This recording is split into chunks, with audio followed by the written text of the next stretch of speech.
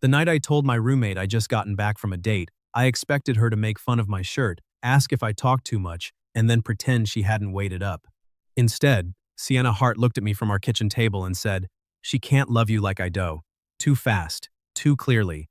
Like the sentence had been sitting behind her teeth for months and slipped out before pride could catch it. My name is Nolan Pierce. I was 24, finishing my last semester at a university in Ann Arbor.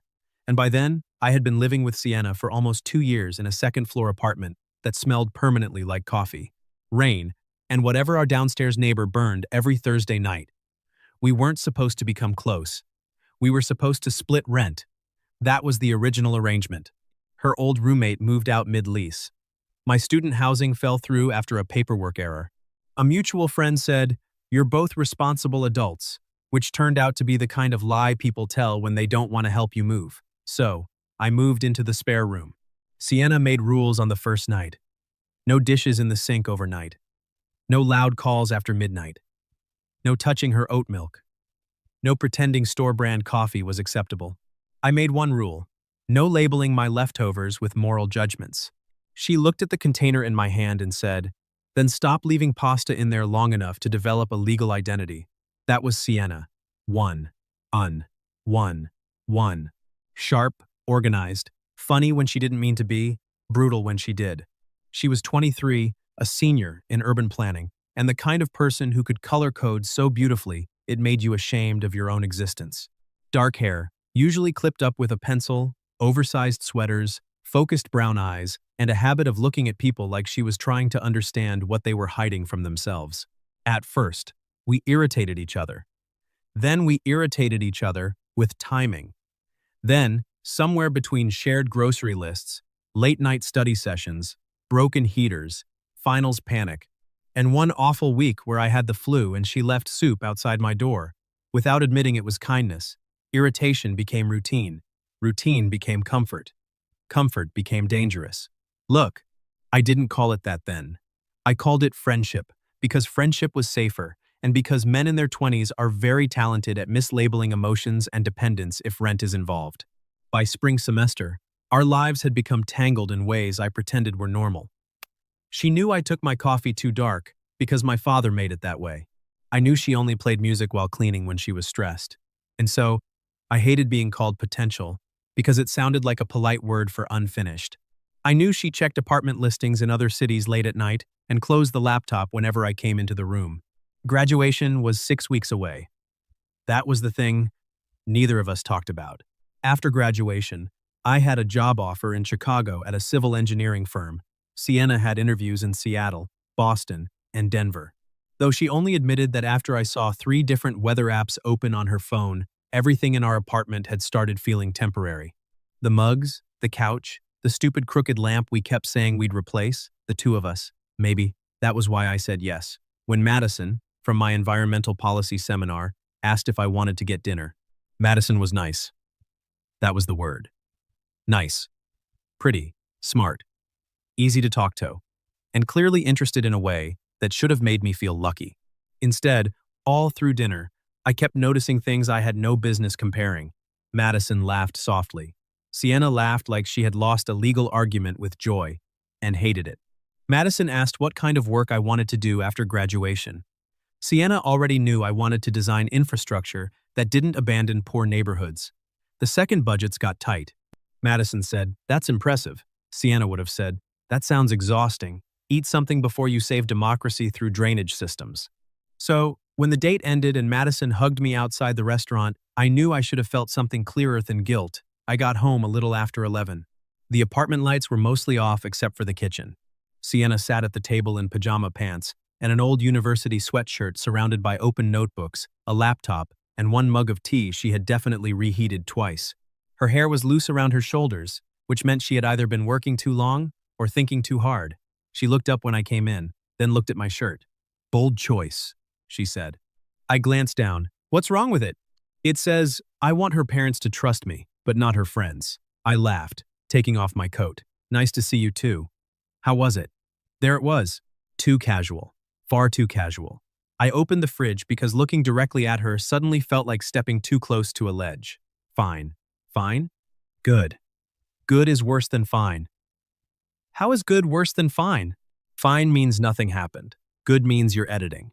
I closed the fridge without taking anything out. She watched me over the rim of her mug. I leaned against the counter. It was nice. Her face did something small. So small I almost missed it. But I knew Sienna too well by then. Nice, she repeated. Yeah. Do you want to see her again? That question should have been simple. The answer should have been simple. Instead, the kitchen felt too quiet. I don't know, I said. End quote. Sienna looked down at her notes. That's not a no. No. Her fingers tightened slightly around the mug. That tiny movement did more to me than it should have. I tried to lighten it. Why? Are you worried she'll steal your unpaid emotional support roommate? Sienna didn't smile. That was, I knew, something had shifted. She stood and carried her mug to the sink, even though it was still half full. Her back was to me. She said, Maybe she'd be good for you. Maybe. She probably doesn't argue about groceries. No. She probably doesn't leave notes on your leftovers. She seems more merciful. She probably thinks your career plan is impressive. I paused. Her voice had changed. Not angry. Worse. Careful. Quote, quote, quote, God. Quote, quote, quote, quote, quote, quote, quote, quote, quote, quote, quote, quote, quote, quote, quote, quote, quote. I pushed away from the counter. Sienna. She turned then, and whatever joke I had, ready disappeared. Her eyes were bright. Not crying, not yet. Just too honest. For the hour. End. Quote. End. Quote. End. Quote. End. Quote. And one. Quote. Quote. Sienna. Quote. End. Quote. Sienna. Quote. End. End. Quote. Quote. End. End. End. Quote. Quote. End. Quote. Quote. Quote. Quote. Quote. End. Quote. Quote. Quote. Quote. End. Quote. Quote. Quote. Quote. Quote. Quote. Quote. End. Quote. Quote. Quote. Quote. Quote. End. What? She asked. Why are you doing that? I countered. Doing what? Listing reasons she might be better than you. She laughed once, but it came out wrong. I'm not. You are. No, I'm being realistic. No. I took one step closer. You're being cruel to yourself and calling it realism. That hit her. I saw it land. For a second, she looked like she wanted to argue. Like every version of us depended on her making this into another kitchen, fight about tone or timing, or my inability to load the dishwasher correctly. But she didn't. She just looked at me and whispered, "She can't love you like I do." The apartment went silent. Completely silent. Even the old refrigerator seemed to stop humming for half a second. Sienna's face changed the instant she heard herself, like she had opened a door by accident and found both of us standing on the other side. I stared at her. She looked away first. I didn't mean, yes, you did. Her eyes came back to mine. I heard my own voice go quieter. You meant it. She swallowed once. And the worst part was not that she had said it. The worst part was realizing how badly I wanted her to say it again. Sienna did not say it again. Of course she didn't. The second the words left her mouth, every part of her seemed to rush into damage control. Her shoulders went rigid, her chin lifted, and her eyes sharpened like she could still turn this into a clinical argument if she moved fast enough. She looked at the sink, at the crooked lamp, at anything but me. I said that wrong, she muttered, her voice regaining that defensive edge I knew so well. No, you didn't, I thought, but I didn't say it. Not yet. Yes, I did, she insisted, as if she could hear my thoughts. Sienna, I started, but she cut me off. No, she pointed a finger at me, and it would have been more effective if her hand wasn't shaking. Do not do that. Do what? I asked, taking a cautious step toward the table. Say my name like you're about to be emotionally reasonable. I can't handle emotionally reasonable right now. I need you to be the guy who leaves pasta in the fridge too long. I need the guy who doesn't understand why I color code the grocery list. I don't need 1. I don't need this. She gestured vaguely between us, a space that was suddenly thick with everything we hadn't said for 2 years. That almost made me smile. But her face stopped me. The humor was there, hanging by a single thread over an abyss. I stayed where I was, halfway between the counter and the table, close enough for the air to feel charged, but far enough not to corner her. "What did you mean then?" I asked, my voice steady. She let out a breath that sounded more like frustration than fear. "I meant, I'm tired, Nolan. I meant the semester is ending, and we're both leaving, and everything is hitting me at once. It can be several things." I shook my head slowly. "You said she can't love you like I do." That's a very specific several things to say to someone. She snapped her eyes to mine, a flash of the old Sienna returning. "Fine. You want the humiliating version? You want me to lay it all out so you can feel good about your date with Madison?" "No," I said, and my voice softened. "I want the honest version." "Ah!" The kitchen light hummed faintly above us, a low-frequency buzz that filled the gaps in our conversation. Outside, the rain tapped against the living room window, the same thin, persistent spring rain that had been making an arbor feel like an unfinished thought for weeks. Sienna crossed her arms, then uncrossed them, unable to find a posture that didn't reveal how exposed she felt. "I didn't mean to say it like that. Thanks for watching, and cannily subscribe," she said at last. "I didn't mean to say it at all, because saying it makes it a problem, and we don't have time for problems, Nolan. We have 6 weeks." I sat down slowly in the chair across from where her notebooks lay open. Her handwriting was everywhere neat, architectural, and then suddenly jagged in the margins where she got frustrated. I looked at the maps of cities she might move to, and then back at her. "You came home from a date," she said, her voice dropping to a whisper. "Geez. And I watched you walk through that door looking disappointed and guilty. I saw you about to convince yourself that nice is enough because leaving soon makes everything else too difficult.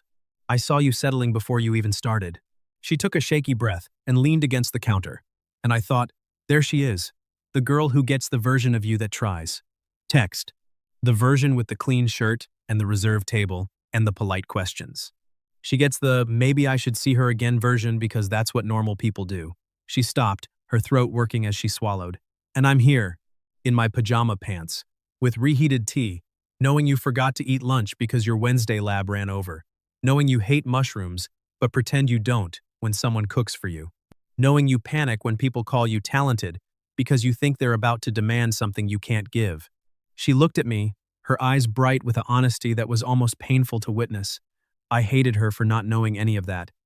And I hated you for thinking you could just give all that history away to someone who hasn't earned a single second of it.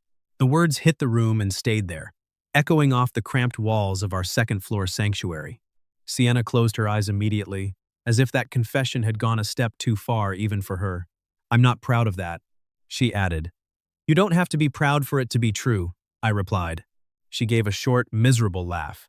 "That sounds like something I'd say. I learned from a difficult woman." I reminded her. "Terrible teacher." "Effective," I countered. Just then, my phone buzzed in my coat pocket, which was draped over the beanbag chair in the corner. Neither of us moved. Then it buzzed again. Sienna glanced at the coat, her face hardening back into a mask. "Madison?" she asked. I didn't answer fast enough, and she nodded to herself. "Right. Of course. You should answer her." I pulled the phone out. Madison had sent 2 messages. "I had a nice time tonight. No pressure, but I'd like to see you again before graduation if you want." "Nice," I whispered. That word again. A safe word. A word that suddenly felt like a lie. Sienna was watching me, her jaw set. "Answer her, Nolan. Don't let me be the reason you become rude." "You're not," I said. "I am if you sit here ignoring her because I said something reckless." I set the phone face down on the table. "I'm not answering because I don't know how to do it honestly yet." That quieted her. She sank into the chair across from me, her legs finally giving out under the weight of the night. "I don't want to be your reason for hurting someone. I don't want to be your reason for hurting someone," she said, looking at her folded hands. "You're not," I insisted. "The truth might be. That's different." We sat there for a long time, the only sound the rain and the hum of the fridge. I looked at the chipped mugs, the crooked lamp, and the life we had built,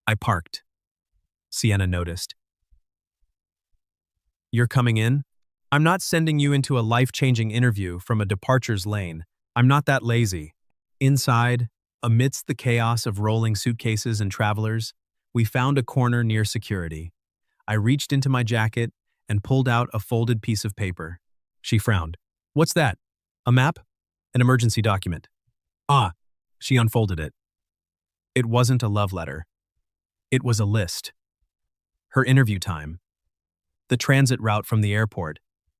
A cafe with good reviews near her building, and a reminder that her laptop charger was in the front pocket of her bag, the place she always forgets to look when she panics. At the bottom, I'd written, "You are allowed to want this. You are allowed to come back. Both can be true." Sienna stared at the page for a long time. When she looked up, her eyes were swimming. Don't, she whispered. Don't. What? Be exactly the person I needed right now. It makes it harder to leave. End quote. Then, don't think of it as leaving, I said. Think of it as an errand. You're just going to pick up a future, and then you're coming back to tell me about it. The boarding announcement crackled over the speakers. Sienna adjusted her tote, her fingers lingering on the strap. I meant it, Nolan. About no one loving you like I do. I know, I said. I don't know what happens after this, she admitted. Neither do I. I hate that. I know. She looked at me. One last long look. And then she reached for my hand.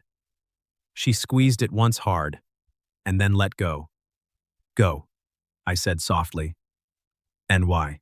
I watched her walk through security, my note tucked into her folder, until she disappeared into the crowd. The apartment felt wrong when I returned. It wasn't empty, but it felt accused. Every object, her mug in the sink, the pencil she'd dropped on the floor, was evidence of a life I wasn't ready to lose. I spent the day in a state of suspended animation, trying to work, but mostly just checking the time. At Born, Bamwe PM, my phone buzzed. Sienna. Interview done. My heart hammered. Then, a second message. They offered me the fellowship. I sat down on our crooked couch and breathed for the first time in hours. Of course they did. I typed back. My flight lands at Mui. Born Mui, she replied. I'll be there, I said. When her flight finally landed after a delay, I was standing at the arrivals gate. When she walked through those doors, she didn't look like a roommate. She looked like my entire future. She walked straight to me, no hesitation. I want it, she said, her voice shaking. The fellowship? The fellowship? Good. And I want you, she added, her eyes bright and fierce. I want Seattle, and I want to come home to you. I don't know how that works yet, but I'm done pretending. I have to choose. 10, 10, 10, 10, 10, 10. You don't? I said, reaching for her bag. We'll figure it out. That's what roommates do, right? We split the cost. She laughed, a real, beautiful sound, and leaned her head against my shoulder as we walked toward the exit. You're still an idiot, Nolan. Yeah, I said, but I'm your idiot. The car ride back from the airport was different from the one that morning. The heavy, suffocating uncertainty had been replaced by a sharp, electric clarity. Sienna didn't sit with her knee pulled up this time. She sat with her hand resting on the center console, inches from mine, as if testing the new physics of our relationship. August is going to come very fast, she said, watching the streetlights of Ann Arbor blur past. I know, I replied. But August is just a month. It's not a border. When we got back to the apartment, the door clicked shut behind us, and for the first time in 2 years, the space didn't feel like a temporary staging ground for two separate lives. It felt like a shared history. Sienna dropped her bag by the crooked lamp and turned to face me. The adrenaline of the flight and the interview was fading, leaving her looking exhausted, but more settled than I had ever seen her. I have to be honest, she said, leaning against the kitchen counter where this had all started 48 hours ago. I'm still terrified. I'm a planner. Nolan. I like maps. I like knowing where the bus stops are and exactly how long it takes to get from point A to point B. And right now, there is no map for this. I walked over and stood in front of her. Then we'll build the infrastructure first, I said, using her own urban planning language. We'll lay the foundation. I said, I said, I said, we'll figure out the transit between Chicago and Seattle. We'll account for the delays. But we don't abandon the project just because the terrain is difficult. She smiled, a small, genuine thing that reached her eyes. You're really leaning into the engineering metaphors tonight. I'm trying to impress the fellowship recipient. It's working. Slightly. She reached out and grabbed the front of my shirt, pulling me just a few inches closer. You realize that if we do this, I am going to be the most demanding long-distance girlfriend in history. I will expect color-coded schedules for our FaceTime calls. I will send you calendar invites for movie nights. I will leave moral judgments on your life choices via text message. I wouldn't have it any other way, I whispered. Then she did something she had never done. She let go of her pride completely. She wrapped her arms around my neck and pulled me down, hiding her face in the crook of my neck. I've wanted to do this since the night you fixed the heater, she admitted, her voice muffled against my skin. I was so angry at you for being so easy to be around. I was angry at you for being the only person who could make me feel like a success and a disaster at the same time, I said, my arms finding their place around her waist. We stayed like that for a long time, standing in the middle of a kitchen that smelled like old coffee and new beginnings. The rain had stopped, and through the window, the first hint of a clear night was starting to show. In 6 weeks, we would be packing boxes. In 3 months, we would be in different time zones. But as I held her, I realized that the distance didn't matter as much as the destination. Sienna had been right. No one else could love me like she did, because no one else had bothered to learn the complicated, messy, unfinished map of who I was. And as I looked at her notebooks still scattered on the table, I knew that wherever we ended up, we were no longer just roommates splitting the rent. We were home. Looking at her now, standing in our kitchen after the Seattle flight, my mind couldn't help but drift back to the moments where the roommate label first started to peel away. It wasn't one big explosion. It was a slow erosion of boundaries. It'd be 1, 1, 1. The first time I realized Sienna was more than just a person I split utilities with was during the 3rd month of our lease. It was February in Ann Arbor, a month that feels like a personal insult from the universe. I had contracted a flu that felt less like a virus and more like a hostile takeover of my entire respiratory system. I was 23, stubborn, and convinced that asking for help was a sign of moral failure. I stayed in my room for 3 days, shivering under 3 blankets, surviving on tap water, and the fading hope that I wouldn't die in a rented bedroom. Sienna, at that point, was still the rule maker. We barely spoke beyond, "Did you pay the electric bill?" or "Move your shoes." But on the 4th night, the silence of my room was broken by a soft knock. Not a roommate knock, but something hesitant. "Nolan, if you've died, I need to know so I can list the room on Craigslist." I tried to answer, but it came out as a pathetic croak. A moment later, the door creaked open. Sienna stood there, holding a damp towel and a bowl of steaming broth. She didn't come in at first. She just looked at me pale, sweaty, and probably looking like a swamp creature. "You're disgusting," she said, her voice sharp as usual. But she walked to my bedside anyway. She didn't ask permission. She placed the towel on my forehead. It was cold, perfect, and felt like a mercy I didn't deserve. "I don't need help," I managed to say. "Shut up, Nolan. You're hallucinating. You told me 10 minutes ago that the crooked lamp was trying to tax your income." She stayed, not just for 5 minutes, but for an hour. She sat in the wooden chair in the corner of my room, laptop open, working on a zoning map while she waited for my fever to break. She didn't try to be sweet. She didn't hold my hand. But every time I woke up in a cold sweat, I heard the rhythmic click-clack of her keyboard. It was the most comforting sound I'd ever heard. It was the sound of someone choosing to be in the room with me when I had nothing to offer but sickness. That was the week the soup started appearing. I'd find it outside my door with a sticky note, "Eat this. If you spill it on the carpet, you're evicted." I texted her, "Wobie, did you poison this, or am I allowed to be grateful?" And her reply, "Both." "Eat it anyway," was the first time I realized her sarcasm wasn't a wall to keep me out. It was a gate, and she was letting me in. A 2 2 2 2 2 2 2 2 2 2 2 2 2 2 2 2 2 2 2 2 2 2 2 2 2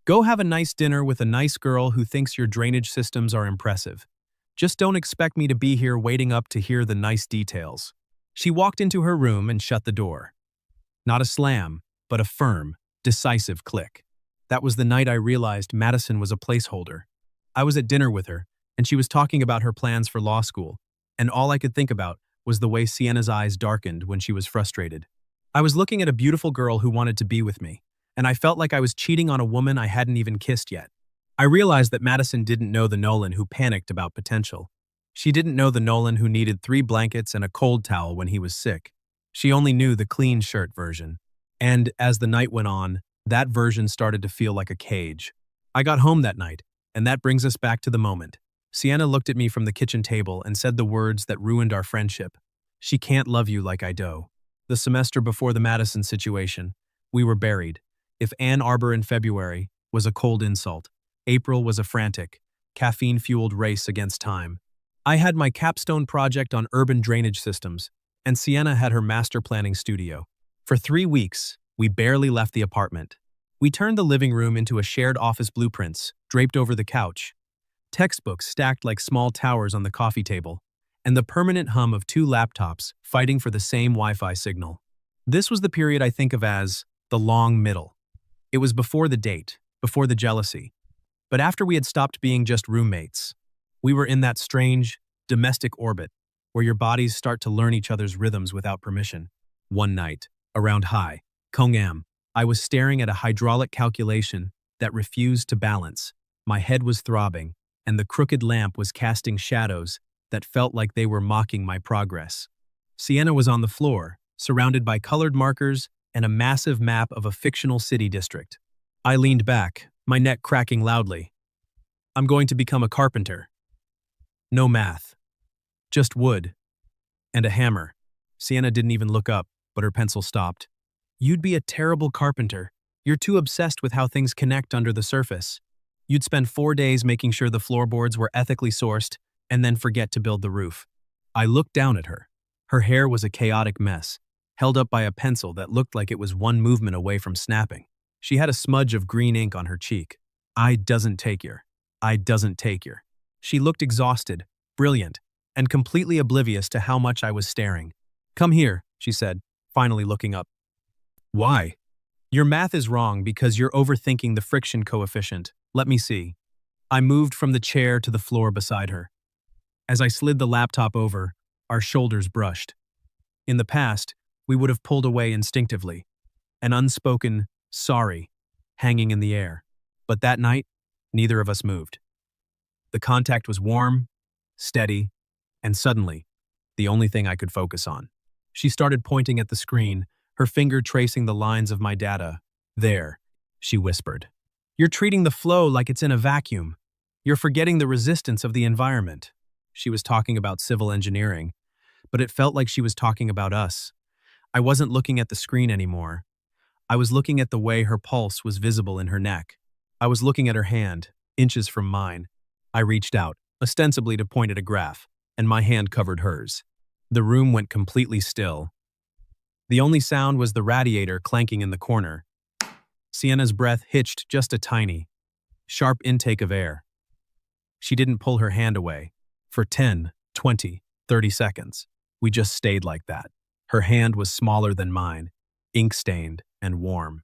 "Nolan," she whispered. "Yeah? If you don't move your hand, I'm going to forget what I was saying about the friction coefficient." "Maybe I want you to forget," I said. My voice was deeper than usual. Rough. With lack of sleep. And something else. I couldn't name. She turned her head slowly. We were so close I could see the golden flecks in her brown eyes. This was the moment. The safe choice was to make a joke, to pull back and say I was just tired. But I didn't. I let my thumb graze the back of her hand. "We have to finish these projects," she said, her voice trembling slightly. "I know.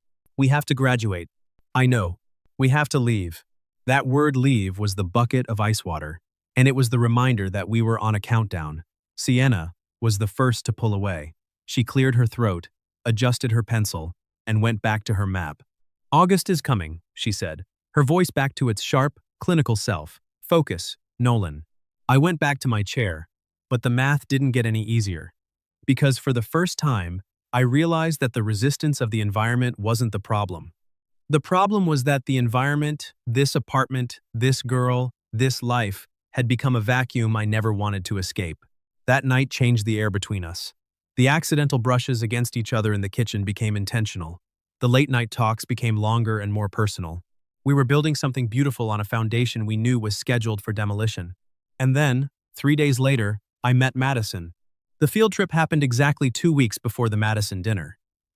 It was a mandatory site visit for a collaborative urban development project between the engineering and planning departments. We had to drive 2 hours north of Ann Arbor to an old industrial site that was being considered for a park conversion. Usually, we took the university shuttle, but a scheduling error, the kind of error I was secretly starting to love, meant we had to take my beat-up sedan. Sienna was in the passenger seat, surrounded by clipboards and a GPS that she didn't trust. "You're going 5 miles over the limit," she noted, her eyes fixed on the speedometer. "I'm an engineer, Sienna. I've calculated the margin of error for this specific radar gun. We're fine. You're a senior who hasn't had his coffee yet. Your margin of error is a liability." We spent the morning walking through rusted iron skeletons of factories and overgrown fields. It was the kind of place that looked like a ghost story, but to us, it was a puzzle. For 3 hours, we were a perfect team. I talked about structural integrity and soil drainage. She talked about community flow and psychological impact. We finished each other's sentences. We didn't even have to look at each other to know where the other was standing. Then the sky opened up. It wasn't the thin, romantic rain of Ann Arbor. It was a cold, relentless Michigan downpour. The nearest shelter was a small, abandoned gatehouse near the perimeter fence. We ran for it, laughing like kids, our boots splashing through the mud. Inside the gatehouse, the air was thick with the smell of dust and old wood. We were both soaked. Sienna was shivering, her white shirt clinging to her shoulders, the ink from her notes starting to bleed into her skin. "Your notes," I said, pointing to her clipboard. "They're gone," she whispered, looking at the blurred blue ink. 6 hours of data. Ruined. Ruined. She looked devastated, not because of the work she could redo the work, but because she hated losing control. I stepped closer, the small room making every movement feel amplified. I reached out and took the clipboard from her shaking hands, setting it on a dusty window ledge. "We'll redow it together," I said. "I remember the measurements. I remember your notes on the zoning." She looked up at me, her hair dripping, a single drop of rain running down her temple. "You remember my notes?" "I remember everything you say, Sienna. It's a side effect of living with you." End quote. The laughter died out. The sound of the rain hitting the tin roof of the gatehouse was deafening, but the silence between us was louder. The condiment? I took off my jacket, a dry, heavy canvas thing, and draped it over her shoulders. I had to step into her personal space to do it. I was so close, I could see the way her eyelashes were clumped together from the rain. Sienna didn't pull away. She wrapped the jacket around herself, her fingers touching mine for a second too long. "Nolan," she said, her voice barely a breath. "Why are you being so nice to me today?" "I'm always nice to you." "No, you're usually roommate nice. This is different." "No, maybe I'm tired of the rules," I admitted. "Maybe I'm tired of pretending that I don't notice the way you look when you're thinking, or the way you drink your tea when you're stressed." She leaned her back against the wooden wall, looking at me with an intensity that made my heart hammer against my ribs. "If you stop following the rules, the whole system collapses." "That's what you told me on the first night." "Then let it collapse," I said. I reached out and tucked a wet strand of hair behind her ear. My hand stayed there, cupping her cheek. Her skin was cold from the rain, but she leaned into my palm. It was the most honest moment we had ever had. No sarcasm, no engineering metaphors, no rent split, just us. "We have to go back," she whispered, but she didn't move. "I know. We have a lease." "I know." I leaned in, my forehead resting against hers. I could have kissed her then. I should have. But the fear, the deep, paralyzing fear of losing my home before I was ready, held me back. I stayed there for a long time, just breathing her air, before the rain slowed down enough for us to walk back to the car. We didn't talk on the drive back. We didn't need to. The shift was permanent. The shift was permanent. We weren't roommates anymore. We were two people in a state of mutual surrender, just waiting for someone else to point it out. And that person turned out to be Madison. The night before graduation, the air in Ann Arbor didn't feel like spring. It felt like a closing door. We had spent the day in a flurry of black gowns, stiff caps, and the forced smiles of people who are terrified of what happens when the music stops. My parents had already gone back to their hotel, and Sienna's family was meeting her for breakfast. For the first time in weeks, the second-floor apartment was quiet. It was also mostly empty. The cardboard boxes were stacked high in the living room, labeled in Sienna's perfect, architectural handwriting. Kitchen, fragile, bedroom, books, office, storage. The crooked lamp, the one we had spent 2 years joking about, was gone. She had sold it for $5 to the neighbor downstairs. Seeing that empty corner felt like a physical wound. I found Sienna on the balcony. She was wearing one of my old university hoodies, the one she claimed was a biohazard during my flu week, and staring out at the streetlights of a city that was about to become a memory. "The neighbors aren't burning anything tonight," I said, leaning against the railing beside her. She didn't turn around. Maybe they knew it was our last night. Maybe even the smell of bad decisions has a schedule. "Sienna," she finally looked at me, and I saw the folded piece of paper in her hand. It was the note I had given her at the airport. It was wrinkled, the edges frayed from being opened and closed 100 times. "I read this in Seattle. I..." She whispered. Every time I felt like I was losing my mind in those interviews, I'd go into the bathroom, lock the door, and read the part about being allowed to want two things at once. Did it help? It made me angry. It made me angry, because you were being so reasonable, while my entire world was falling apart. She stepped closer, the distance between us vanishing in the cool night air. "I spent 4 years learning how to plan cities, Nolan, how to manage growth, how to handle density, how to ensure stability. But no one taught me how to handle the vacancy when the person who lived in your every thought decides to move 2,000 miles away." I reached out and took the note from her hand, setting it on the railing. "I didn't want the paper between us anymore. I'm not moving away from you, Sienna. I'm moving toward a future where we don't have to pretend we're just roommates. Chicago is a 6-hour drive. It's a 1-hour flight. And, it's a blip on a map for two people who managed to survive living together for 2 years without killing each other. It's not just the distance," she said, her voice breaking. "It's the fear that without this kitchen, without the radiator clanking and the shared grocery lists, we'll realize we were just a product of our environment. That once the roommate part is gone, there's nothing left to hold the rest of it together." I didn't answer with words. I couldn't. I reached out and pulled her into me, my chin resting on the top of her head. I remembered the gatehouse in the rain. I remembered the cold towel during my fever. I remembered the way she looked when she told me Madison wasn't enough. "The infrastructure is already built," I whispered into her hair. "The foundation was laid when you left that soup outside my door. The walls went up when we fixed the heater. The roof was finished the night you told me no one could love me like you do. We aren't a product of the apartment, Sienna. The apartment was just the site. We're the ones who built the home." She pulled back just enough to look at me, her eyes bright with tears and a fierce, terrifying hope. "You're still a terrible carpenter, Nolan, but I'm a hell of an engineer." I leaned down, and this time, there was no Madison, no Seattle, and no rules to hold us back. The kiss was a graduation of its own, a final transition from the people we were supposed to be to the people we actually were. The next morning, we walked out of that apartment for the last time. We didn't look back at the empty rooms or the clean counters. We looked at each other. Sienna got into her car for the drive to the airport, and I got into mine for the drive to Chicago. But as I watched her taillights fade into the morning mist, I didn't feel like I was losing her. I felt like I was just starting the commute to the rest of my life. Because Sienna Hart was right about one thing. No one else could love me like she did. And as long as I had that, I was already home.